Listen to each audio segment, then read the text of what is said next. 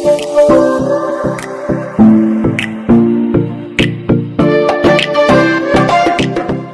आगे आमंत्रित करूंगा सम्माननीय रेवत सिंह मरावी जी, शिक्षक ग्राम मुकाम सलैया। आपसे आग्रह है कि आप आएं और हम सबको मार्गदर्शन प्रदान करें। सम्माननीय मरावी जी।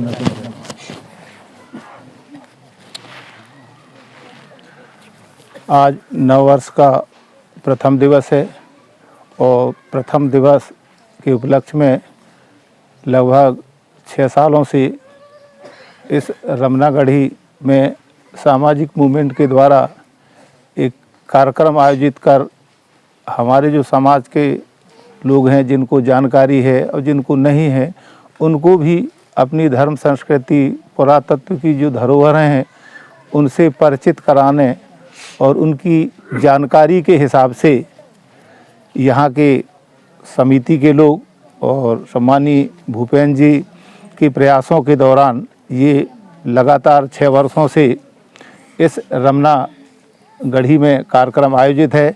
इस रमनागढ़ी और इनके निर्माण कराने वाले उन राजाओं के पुण्यात्माओं को रेवत सिंह मरावी की ओर से सादर सेवा जोहार, सादर सेवा जोहार।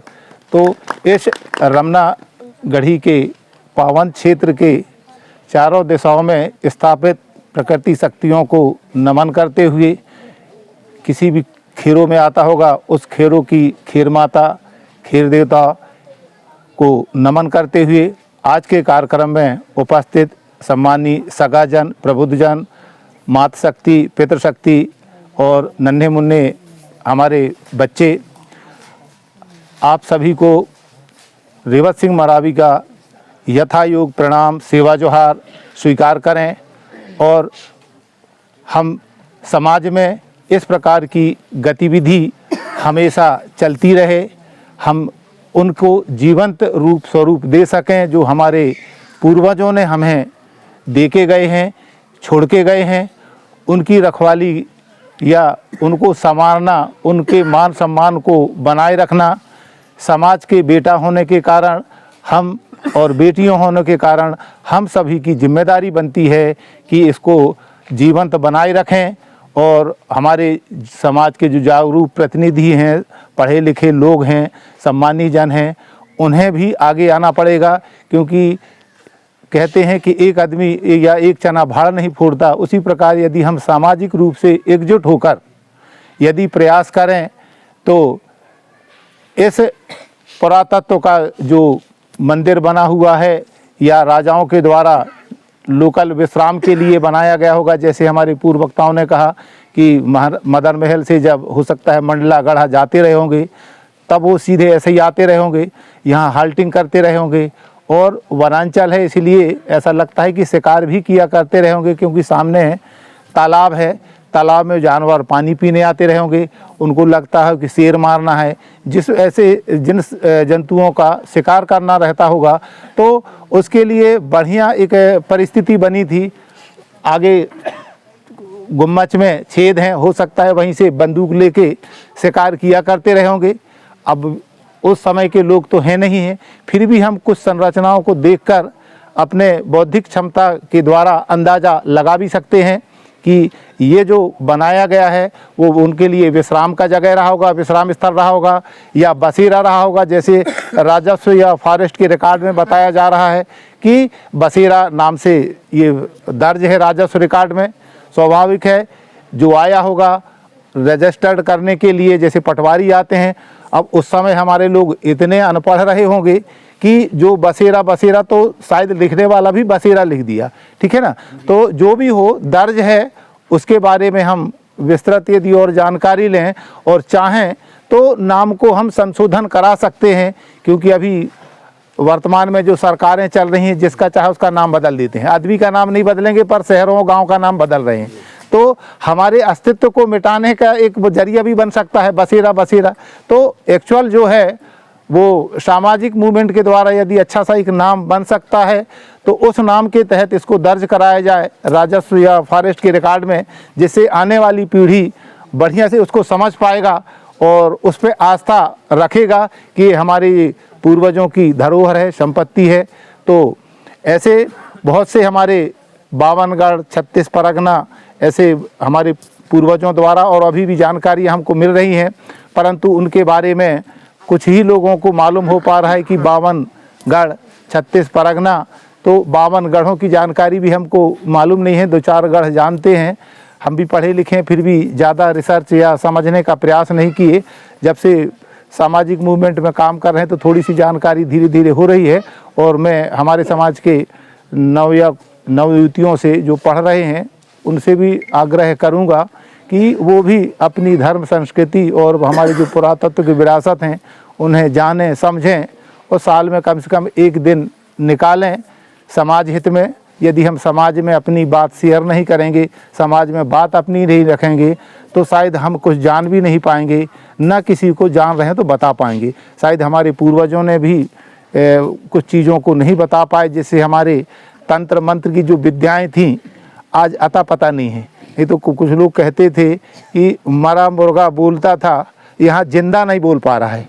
अब मरे की तो बात छोड़ो, हमारे अपने लोग हैं, कहीं कोई बाहरी आदमी यदि पूछने लगा ज़्यादा कुछ तो हड़बड़ा जाता है, वो ढंग से ना नाम बता पाता है, ना गांव का नाम बता जाए, ना अपने बारे में।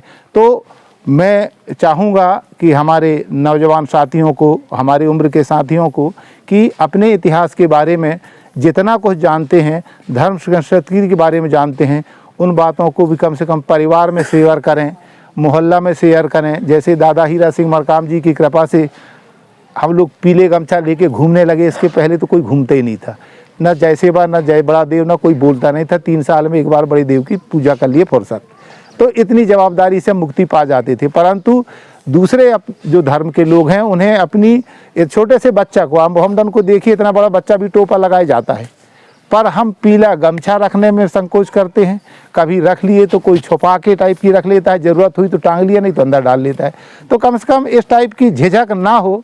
गर्व से जब हम कहते हैं कि हम गौड़ हैं या आदिवासियत हम में है, तो उस समूह विशेष की बात वजनदारी से करें, तब हम शायद अपनी पहचान बना पाएंगे।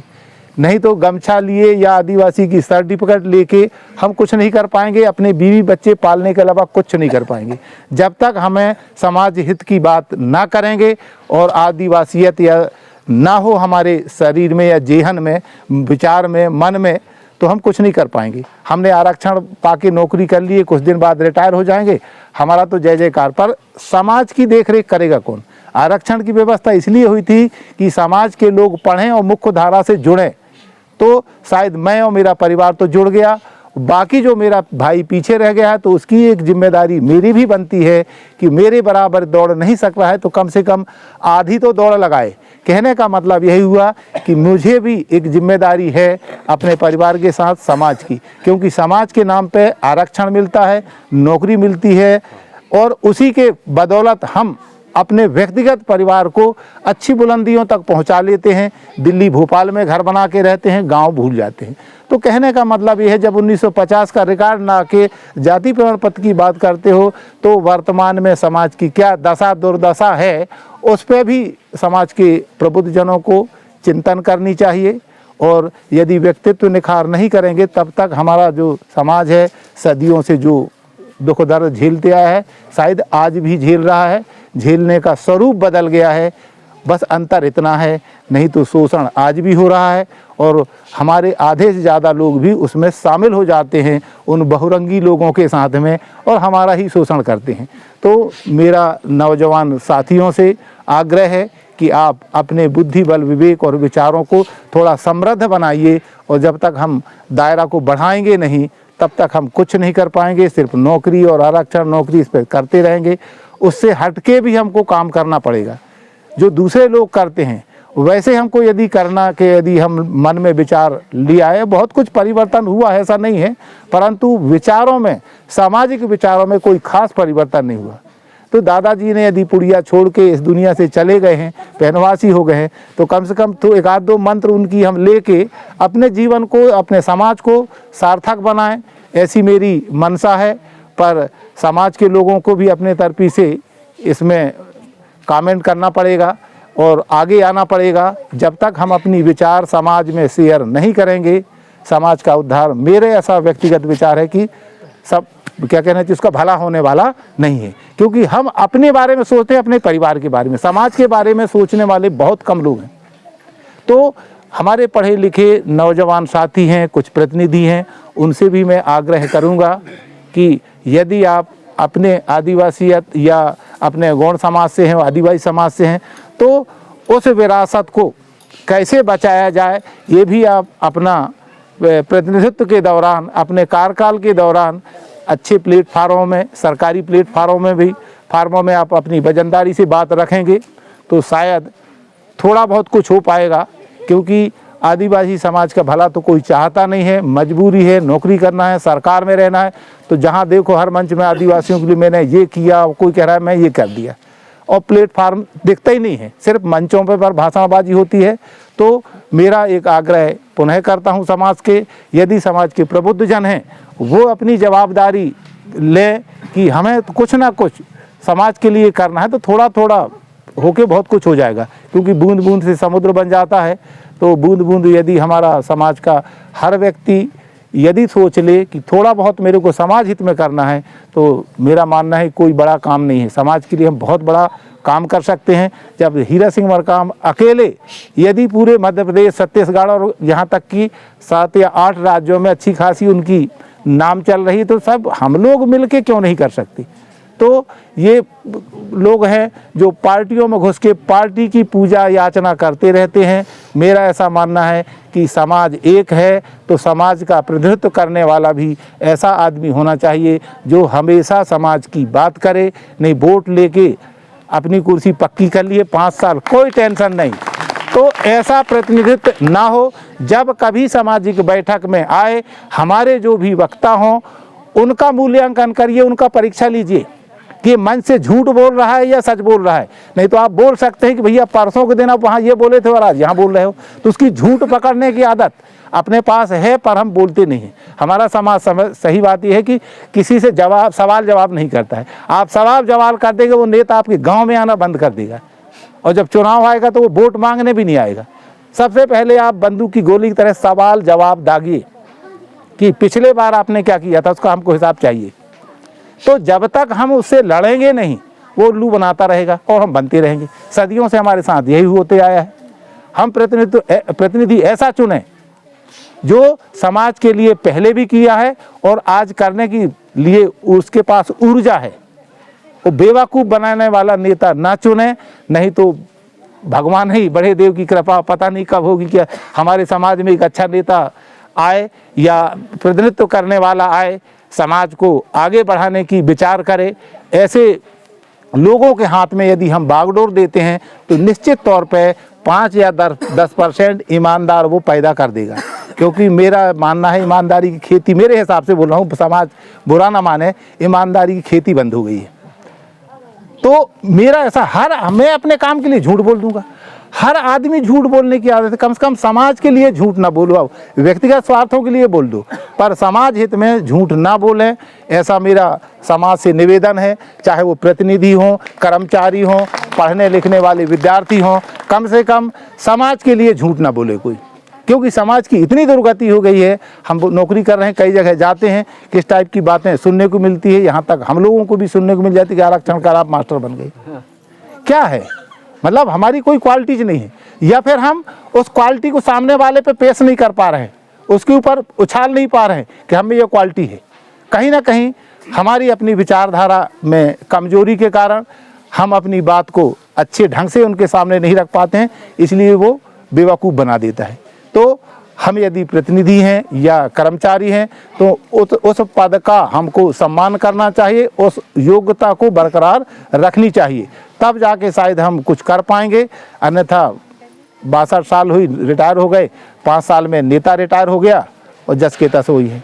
कई लोगों को हम देखें, जिला पंचायत अध्यक्ष रहे, बेचारी बाई लकड़ी ढो रही है, तो आप ये देखिए ना, ऐसे लोगों को भी हमें समझना होगा। यदि हम उस पद में रहे हैं तो उस पद की स्थिति को हम समझें, परंतु हमारे पास योग्यता है नहीं। कोई नेता आया बोले नहीं वो हमारी पार्टी का, उसको अध्यक्ष बना दो। यूज करने के लिए हमारा उपयोग किया जाता है और फिर किक मार देते हैं। तो हमारा ये है कि यदि कोई प्रतिनिधित्व करना चाहे, प्रतिनिधि बने, तो उसकी योग्यता को परख ले। बेकार अंगूठा लगाना या दस्तखत करने वाला प्रतिनिधि ना बने। नहीं तो अभी तक देखते आए हैं, इसने कहा इसको बना दो नेता, उसने कहा वो सुना दो, तुम बैठ जाओ, तो नेता भी बैठ गया। तो बोलने वाला, काम करने वाला प्रतिनिधि यदि समाज में आएगा तो समाज का भला हो पाएगा। अन्यथा मुझे नहीं लगता है हमारे समाज का उपयोग हुआ है, हजारों साल से होते आया है और आने वाले समय भी हो रहे हैं। अभी आपको मालूम होगा पेशा एक्ट, अब इसमें बहुत सारे कुछ समिति के अध्यक्ष होंगे, हैं कोई पेशा एक्ट में? बहुत से होंगे, परंतु पेशा के बारे में मालूम नहीं। 5 लोग बैठ के 5 समिति बना लिए। अब ये बताइए क्या जानकारी है भाई? बहुत सारी समितियां हैं। तो अब उनके बारे में आप समाज के पढ़े लिखे लोग हैं या पेशा एक्ट की किताब लें, पढ़ें, समझें, तब उसका आप वो करें, प्रतिनिधित्व करने की बात करें। अब जो 5वीं पढ़ा है उसको क्या कहते हैं कि एक शांति समिति का बना दिए, या कोई विधि विधायी कौन कौन ऐसी 2-3 समितियाँ जिनमें जानकारी है, तो उसका खासकर वो ज्ञाता होना चाहिए या थोड़ी बहुत समझ होनी चाहिए। नहीं तो दूसरे लोग, अभी जो कुछ समिति जैसे खनिज की बात आई, अब खनिज के बारे में उसको मालूम ही नहीं है, तो वो आया कोई ठेकेदार 2000 रुपये दिए, भैया इसमें दस्तखत करना यार, और बाकी तुम अपने समिति वालों को कुछ खिला पिला देना और प्रस्ताव पास कर देना, मैं इसका टेंडर ले लूँगा, ले। तो भैया यदि वो जानकार है तो वो सबसे पहले कहे कि मेरे समाज का कोई ऐसा बंदा है, उसको हम चयन करें, उसको कुछ काम दें, तो 2 पैसा वो भी कमाएगा। और कमा के हो सकता है ऐसे कार्यक्रम 1500 दे देगा, पर वो दूसरा आदमी फिर वही समिति में अंदर एंट्री मारेगा और अपना काम कराएगा, और हमारा पेशा कानून जंगल में रहेगा। तो हर आदमी को, पढ़े लिखे बेटा बेटी हैं, उनसे भी आग्रह करता हूँ हाथ जोड़ के कि पेशा कानून को आप पढ़ें और जो अनपढ़ है उसको बताएं। पेशा को यदि मानोगे तो बहुत सारा तो सत्यानाश कर दिया गया है, पर आधा उसमें कुछ है। यदि आप उसको समझ पाए तो गांव में सही में आपका शासन होगा, और नहीं समझे तो काम तमाम हो गया। पेशा में बहुत सारे अधिकार हैं, आप जिसको चाहे उसको बुला सकते हैं। ऐसे कहा है, मैं तो अभी पढ़ नहीं पाया हूँ कि यदि पेशा एक्ट के तहत आप थानेदार को बुलाओ, बैठक में उससे जवाब सवाल करो कि हमारे यहाँ अत्याचार हुआ था, आपने क्या किया, उसको आना पड़ेगा, उसको जवाब देना पड़ेगा। खड़े होकर आप कहेंगे तो खड़े होकर बताएगा, बैठे बैठे भी नहीं। इतना पावर उस अध्यक्ष का, उस समिति का होगा। परंतु हम क्या उस समिति में सक्षमता से कुछ बात कह पाएंगे? तो इसका भी हमको चिंतन होना चाहिए। नहीं तो बिना पढ़े लिखे प्रतिनिधि बन गए, कहाँ दस्तखत करना है बस, तो ऐसा वाला ना हो। अभी भी शायद समितियाँ मेरे ख्याल से बन गई होंगी, ऐसे जानकारी लगी है।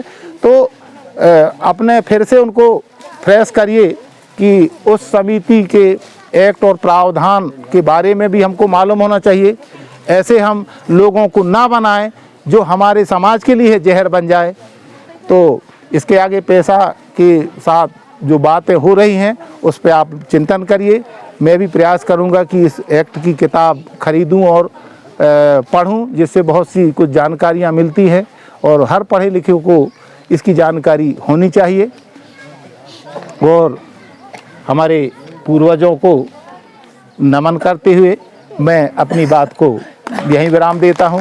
और आखिरी बार निवेदन है कि सुनने को आया है कि 2023 में चुनाव होना है, तो समाज से एक ऐसा बेटा या बेटी, बूढ़ों को नहीं, बूढ़े लोग हम लोग, हमें लोग को है टिकट ले दो, तो हम ये वाली बात नहीं, एक नौजवान साथियों को, बेटा हो या बेटी, आज से ही सिलेक्शन की एक सूची बना लो, चर्चा करो कि सिर्फ पार्टी का नहीं, समाज का नेतृत्व करने वाला, समाज का प्रत्याशी आप समाज को देना होगा।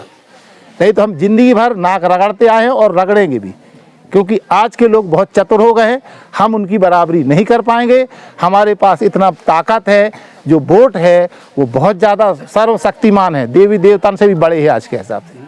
आपका एक वोट समाज की ज़िंदगी बदल सकता है, परंतु हम चयन सही करेंगे तो पत्थर में या बर्रा में आप चाहें कि हम धान की खेती कर लें तो संभव नहीं है।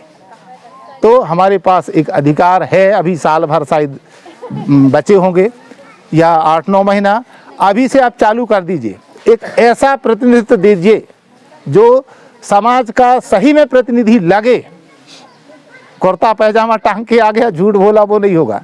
झूठ बोलने वाला ना हो। और उसका भी जैसे कहते हैं ना 1950 से रिकॉर्ड जाति प्रमाण पत्र के लिए मांगते हैं, तो हम भी अपनी नेता का रिकॉर्ड लीजिए, उसकी आपकी छवि और काम करने की क्षमता भी देखिए। अच्छा दिख रहा है वोट दे दिए, ऐसा वाला काम नहीं। क्वालिटी देख के वोट करिए, जिससे समाज का भला हो सकता है। यदि आप गलत निर्णय, गलत चयन करेंगे, गलत विचार रखेंगे मन में, तो गलत आदमी आएगा, कभी समाज का भला नहीं करेगा, वो अपनी भला करेगा, सिर्फ परिवार का। चाहे मैं हूँ या कोई हो, इस बात का आप ध्यान रखें। चाहे वो सरपंच चुने, वार्ड मेंबर चुने, विधायक चुने, सांसद चुने, या समाज का मुखिया, जैसे गांव में पंचायत, अपनी सामाजिक पंचायत होती हैं, किसी भी को आप जवाबदारी दें, उस योग्यता, वह उसकी काबिलियत रखता हो, उसी को आप अपना समर्थन दें। अन्यथा कोई ज़रूरी नहीं है, ज़बरदस्ती नहीं है, ये आपका विचार है, विचार सही आदमी को जाना चाहिए। इतने कहकर मैं अपनी वाणी को विराम देता हूँ। जय सेवा, जय बड़ादेव, जय गोंडवाना। बहुत बहुत धन्यवाद सम्माननीय मरावी मामा जी, आपने हम सबके बीच सारगर्भित विचार रखे। विचारों की कड़ी में